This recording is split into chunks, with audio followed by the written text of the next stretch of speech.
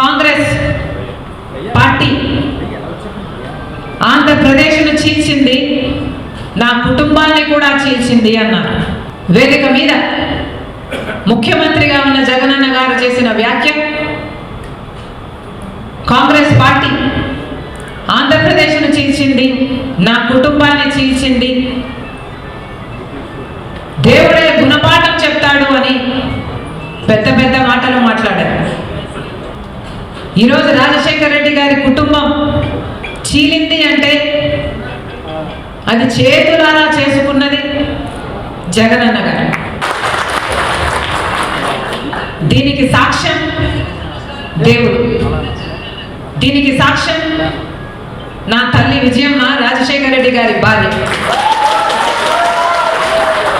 దీనికి సాక్ష్యం నా యావత్ కుటుంబం. జగన్మోహన్ రెడ్డి గారి పార్టీ ఇబ్బందుల్లో ఉంటే 18 మంది ఎమ్మెల్యేలు ఆ రోజు రాజీనామాలు చేసి జగనన్న వైపు నిలబడితే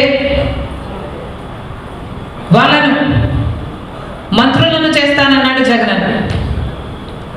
ఈరోజు వాళ్ళలో ఎంతమంది మంత్రులుగా ఉన్నారు? వాళ్ళు రాజీనామాలు చేస్తే అమ్మా నేను వాళ్ళ కోసం తిరిగా, వాళ్ళ గెలుపుకు పాటుపడ్డాం, వాళ్ళను గెలిపించాం. ఆ తర్వాత వైసీపీ పార్టీ ఇబ్బందుల్లో ఉంది అని నన్ను పాదయాత్ర చేయమంటే నా ఇంటిని వాకిని అన్ని పక్కన పెట్టి నా బిడ్డలను సైతం కాదనుకొని ఎండనక వాననక వేల కిలోమీటర్లు నెలల తరబడి రోడ్ల మీదనే పడుకుని 3200 కిలోమీటర్లు పాదయాత్ర చేసింది రాజశేఖర రెడ్డి. సమైక్య ఆంధ్ర కోసం యాత్ర చేయమని అడిగితే మన ప్రజల బాగు కోసం కదా అని ఆ యాత్ర కూడా చేశారు. తెలంగాణలో ఓదార్పు యాత్ర, రాజశేఖర రెడ్డి గారు చనిపోయిన కుటుంబాలను పరామర్శించడం, అది కూడా చేశారు. ఎప్పుడు అవసరం వస్తే అప్పుడు వారికి అండగా నిలబడ్డారు.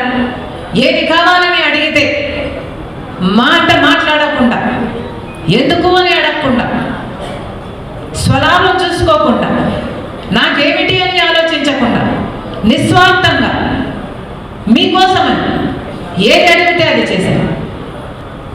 మీ గెలుపు కోసం ఊరూరు తిరిగారు, క్యాంపెయిన్ చేసి గెలిపించారు. జగన్మోహన్ రెడ్డి గారు ముఖ్యమంత్రి అయ్యారు. ముఖ్యమంత్రి అయిన రోజు నుంచి జగన్మోహన్ రెడ్డి గారు వేరే మనిషే మారిపోయాడు. అయినా సరే నాకు వ్యక్తిగతంగా అన్యాయం చేసినా కూడా పర్వాలేదు, తాను మంచి ముఖ్యమంత్రి అయితే చాలు, రాజశేఖర రెడ్డి గారి పేరు నిలబెడితే చాలు, రాజశేఖర రెడ్డి గారి ఆశయాలను నిలబెడితే చాలు, ఆయన జోలికి వెళ్ళకూడదు అని, ఆయన నిజంగానే ప్రజలకు మేలు చేస్తాడు అని ఆశించాడు. కానీ ఇప్పటికీ దాదాపు 5 సంవత్సరాలు చూశాను. ఈ 5 సంవత్సరాలలో జగన్మోహన్ రెడ్డి గారు, ఆయన పార్టీ, గెలిచిన ఎమ్మెల్యే, గెలిచిన ఎంపీలు మొత్తం అందరూ బీజేపీకి పార్టీకి బానిసలుగా మారారు. బీజేపీ పార్టీకి ఒక్క ఎమ్మెల్యే గెలవలేదు, ఒక్క ఎంపీ కూడా గెలవలేదు. అయినా కూడా ఈరోజు రాజ్యం ఏలుతున్నది మన రాష్ట్రంలో ఏ పార్టీ అని చూస్తే అది బీజేపీ పార్టీ. కారణం జగన్మోహన్ రెడ్డి గారు మొత్తం